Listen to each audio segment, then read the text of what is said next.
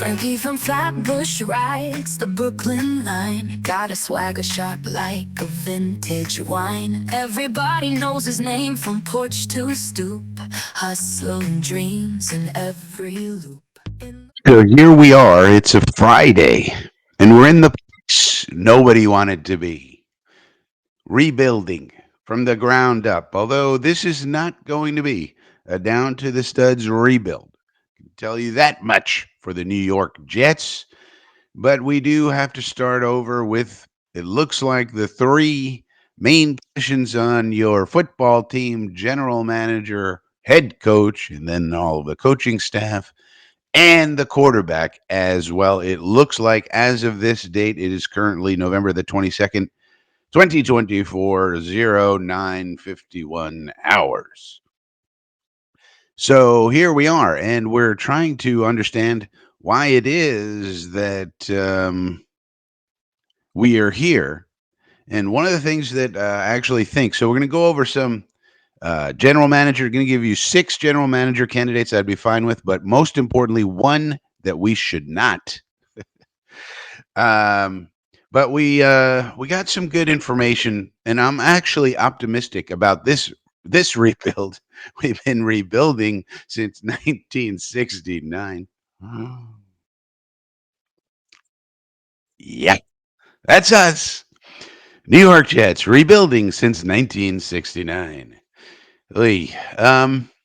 But this rebuild, I'm actually kind of optimistic about. The roster's in decent shape. Okay, we got to figure out the quarterback. That's a problem. Not going to lie.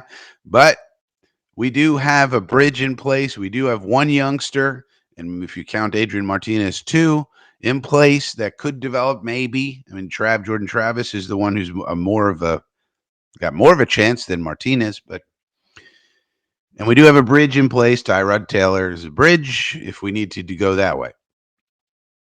But the other thing is that we heard a couple of things in the media that give me some optimism. Number one, we heard from Dirty Diana Rossini, and in this case, I do think it's actually accurate reporting that because it makes a lot of sense that Woody Johnson felt like he had a runaway freight train here, and he had to step in and do things.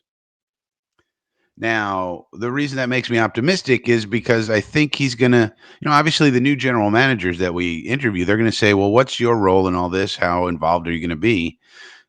That's any general manager who's worth his salt is going to ask Woody that. Are you going to let me do the job or are you going to step in every 5 minutes and tell me acquire this guy, don't acquire that guy, nix a Jerry Judy trade, but then a green light Mike Williams trade and a Devontae Adams trade? Who's the general manager here? What are you trying to be, Jerry Jones? And so that's the first question they're going to ask. And I think Woody's going to say, well, what happened was I had this team that every objective person said was going to at least be competing for the playoffs at the very least. And it had gone very differently. And I felt like I had to do something because the people I had left in charge of doing things, it wasn't working. And so, yeah, I stepped in, but you know, if in this new situation, I'm not going to do that because I'm gonna let the new general manager and head coach, go to work and and hopefully get some results. We still have this talented roster. If you guys can figure this out and we start going on the winning path, there's no reason for me to interfere. Not only that, probably going over to London to be the ambassador to the UK for under the Trump administration. And Christopher will be here. I'll be around on Zoom calls, you might say, but I'm not going to be here on the day to day. So I'm not even going to be here for 4 years. And like I said, there's not going to be a need if you guys do your jobs. There's not going to be a need for me to do that. We felt like we had a special situation here with such a tight window with Rodgers that Rodgers and the team that we have, even though he was suggesting bench Rodgers, but the idea being we have this short, small window. What do we do? What do we do? And it was a unique situation is what he would really say. Whether the guy believes that or not is another story, but that's probably how Woody would sell his preferred candidate once it gets down to the final two or three, they become in charge in a way. It gets flipped, in these interviews. At the end, sometimes you have to sell the candidate instead of the candidate selling himself on the job. Once it comes down to the top two or three, and they feel like they're in the running here, then you have to sell them on any perceived negative. This is just a normal thing for interviews. So I think that's what he would say. But we got some other information we need to go over. So let's do that next. Hey mate, are you enjoying this video? Then go ahead and click the subscribe and like buttons for Frankie. If you think about it, a few years ago, due to an incident involving a black bear, 7 tennis balls and an Allen wrench, Frankie decided to shut down his channel with thousands and thousands of subscribers. Now he's trying to build it back up. Do the man a solid, hit subscribe. Thanks mate. All right. One of the first things we heard in some of these media things is Lombardi on the Pat McAfee show. Not David Lombardi. What's his first name? Lombo, they call him. I don't know. Guy looks like a potato. But anyway, Lombo said what's common is that teams will have to work with Jed Hughes. And I said, who the hell is Jed Hughes? So let's find out who Jed Hughes is. Because you would think that it's pretty easy to know who the candidates are in terms of hiring a new candidate. And this is Jed Hughes right here. In hiring a new candidate, he said, well, you get a list from Jed Hughes. So I said, who's Jed Hughes?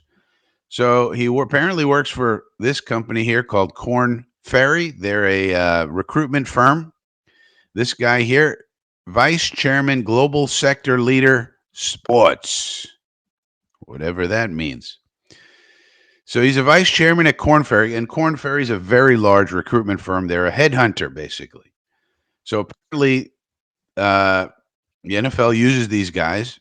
I have the Green Book over here, which lists everybody in NFL, and you would think, well, what do we need Jed Hughes for? You just look through the Green Book. You could get a list of 100 to 200 candidates very easily. You just pick all the assistant GMs, director of pro personnel, director of college scouting, a few others, capologists, and there's your 200-person list, and then you just whittle it down. But maybe this guy does that, but then also gives you a book of their personality traits and so forth. So let's read about him. Here's his phone number. Call him up. This is on the internet. I'm not revealing anything. This is what they put out on the internet publicly. So give him a call. Find out what he's all about. He's distinguished himself as an expert in identifying, assessing, and developing leaders. Well, we need some leaders. His relationships within sports and intercollegiate athletics are extensive. As the leader of Walter V. Clark Behavioral Assessment Company, blah, blah, blah, led the development of psychological testing. So maybe he gives you information about these candidates from these assessments. So I'm assuming that that's what he's going to do. He's got a PhD from Michigan and Stanford. So apparently a smart guy. Michigan and Stanford, very good schools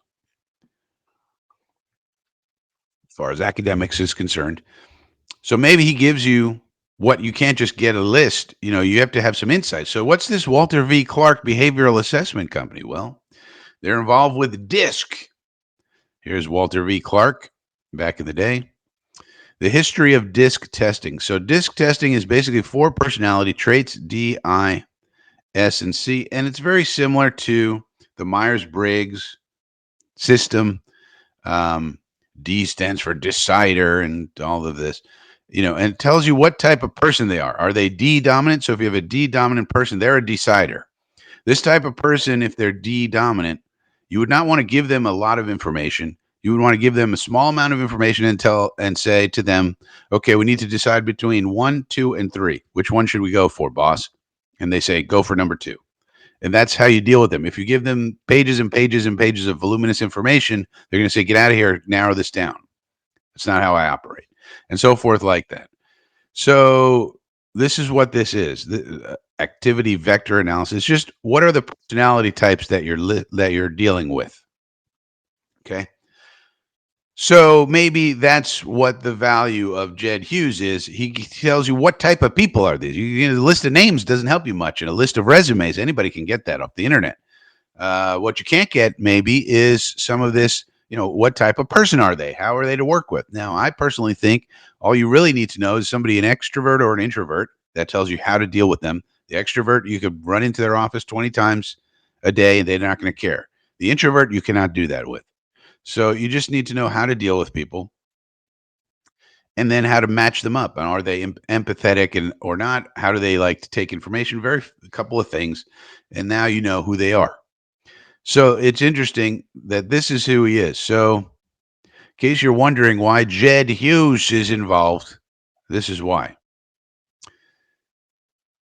So that's just an interesting part of the process. Now, who are the names that we should be taking a look at? I think this article here on Jet's X Factor, subscribe to Jet's X Factor, good website about jet things, does a good job of describing the top candidates. This is by Kana Long over here. And I think that he gets it right. So Ray Agnew, definitely a top candidate. Assistant GM at the Lions.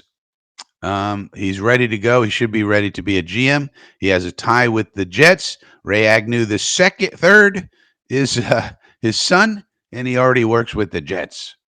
So you have a qualified guy ready to go from assistant GM to GM, and we already have his son as a pro scout on our staff. And that would, if we're interested in Aaron Glenn, if we had Agnew first, maybe Aaron Glenn wants to work here, if, more so. Aaron Glenn already has a tie to our team, obviously, but if Agnew comes over, maybe he likes that situation. Ed Dodds, okay, that's fine. Ian Cunningham, this is a young guy. He's assistant GM, but he started very young, it says here. He's only 38 years old. So if you hit on Cunningham, he could be here a long time. This is very intriguing. Working his 17th season already in the front offices. He's done all the things, worked his way up, blah, blah, blah. Mike Borgonzi, like this guy, drafted Mahomes. No, he didn't draft Mahomes. That's the interesting thing between these two candidates. John Dorsey drafted Mahomes. But then Borgonzi took over, or Borgonzi worked his way up during that time and sort of learned, and now he's in Kansas City. So I like Borgonzi, but this is my favorite right here. John Dorsey is currently Detroit Lions, but used to be the Chiefs. And he acquired Mahomes, Kelsey, Tyreek, and Chris Jones. And he has previous experience already. He was the Browns GM. Browns are in the ghetto just like us. They're one of the franchises in the NFL ghetto just like us. So he knows what that's all about. And then the Lions, of course, were in the ghetto with us for a long, long, long, long, long time. And now they're escaping the ghetto. So he knows what that's about. So I like it. This says Detroit's rapid turnaround. I think the Lions fans will tell you it's not so rapid. It took about 40 years. But meaning the current iteration with Brad Holmes and Dan Campbell. Brad Holmes should be the executive of the year, like every year. Like give Brad Holmes like every award. I love Brad Holmes. He's what a great GM. We're not getting him. But anyway, maybe we could get John Dorsey. So I would say this is my number one favorite, John the Human Horsey Dorsey. Then probably Agnew would be number 2 on my list out of these ones. This obviously isn't a comprehensive list. Then probably Ian Cunningham here, the young fella with a lot of experience. And then Dodds and Borgonzi tied. They'd be also fine. So I'd be fine actually with any of these. But I think John, the Human Horsey Dorsey, because the other thing in addition to this, he's at the age where I think he's about 57 years old. He's going to get a 4 or 5 year contract with us, and that's guaranteed money. And then he goes, you know what? I can stand up to Woody. I'm not going to care. I'm not worried about my next job. This job is going to basically take me up into retirement. if I want to do that. Or he could be a consultant, et cetera. He could go work for the 33rd team for a few years, and then he's going to be retirement age if he wants.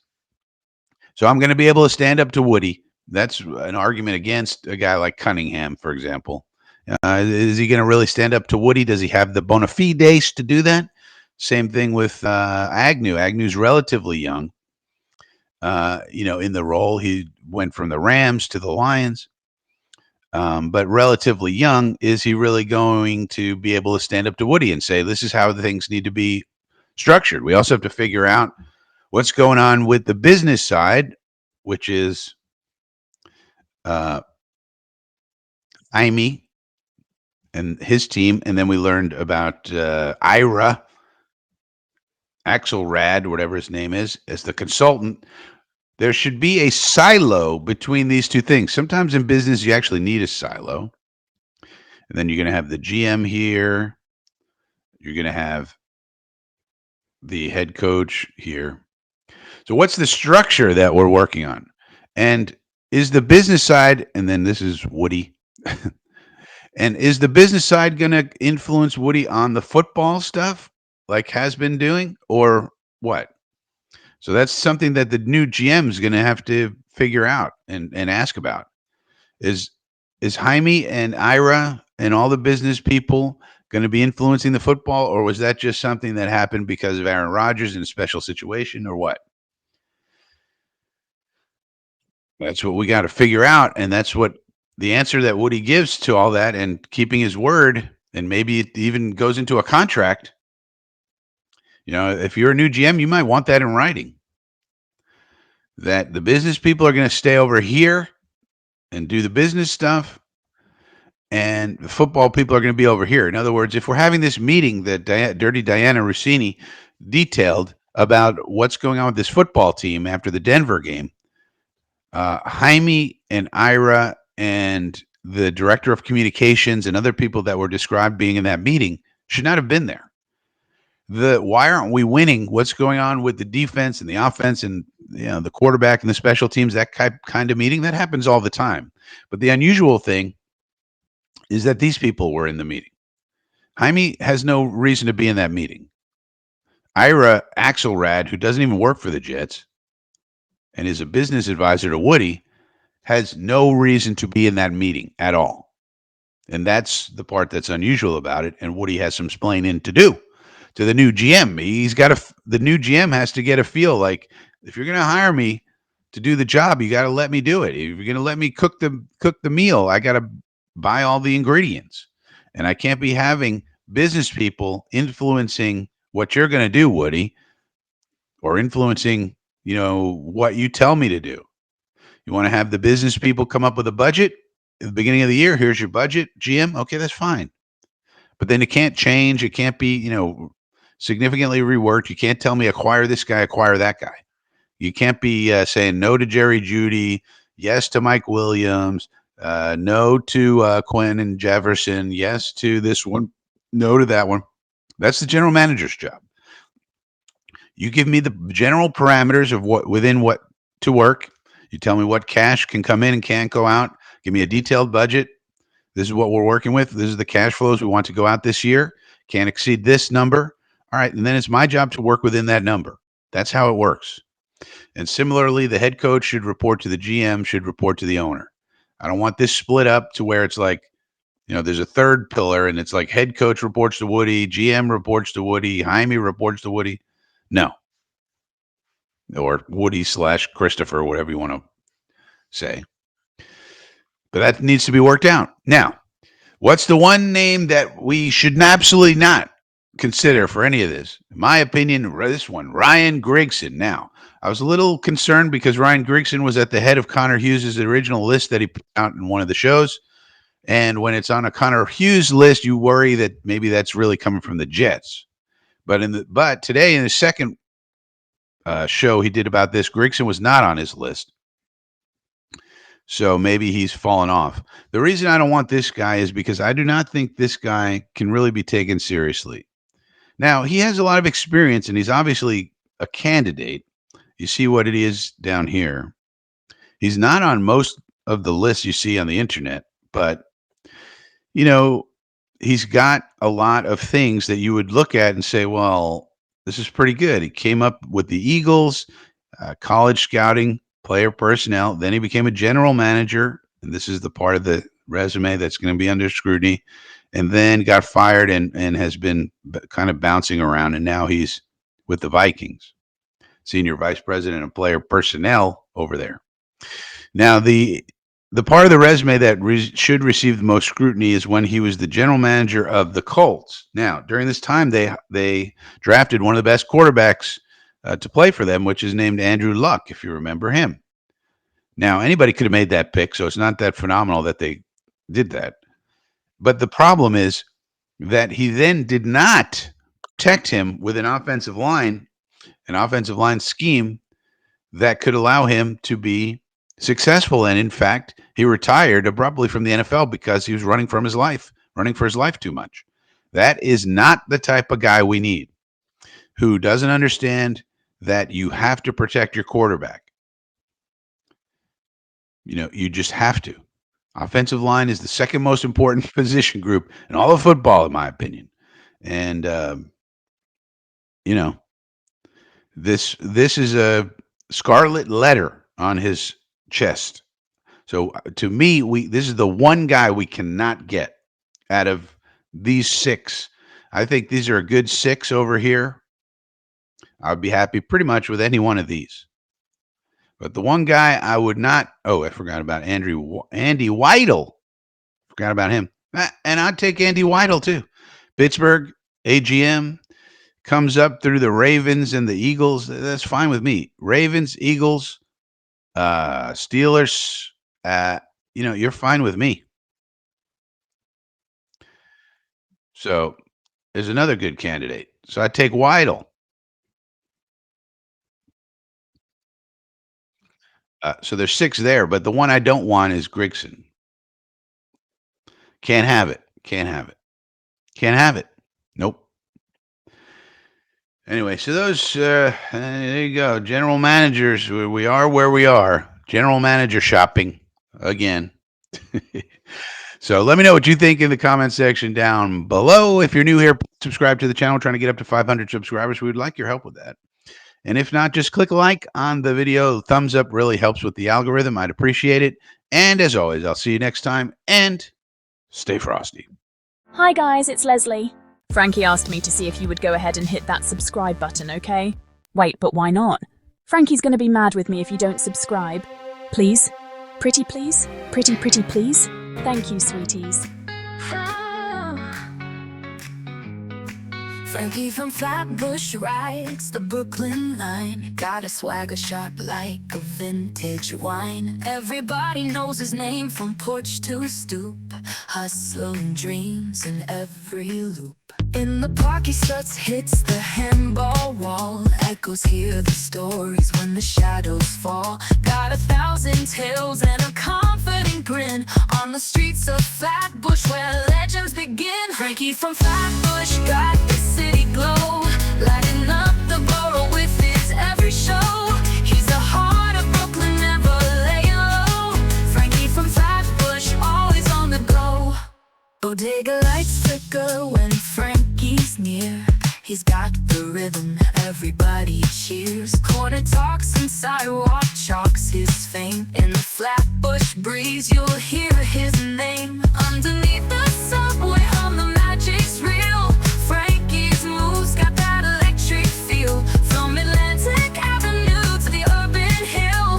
Flatbush Frankie's giving you a thrill. Frankie from Flatbush got the city glow, lighting up the borough with his every show. He's the heart of Brooklyn, never laying low. Frankie from Flatbush, always on the go.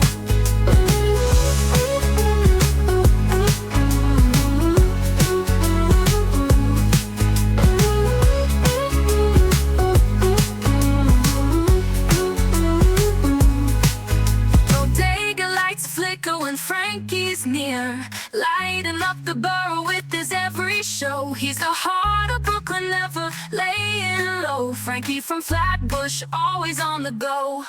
Frankie from Flatbush got the city glow, lighting up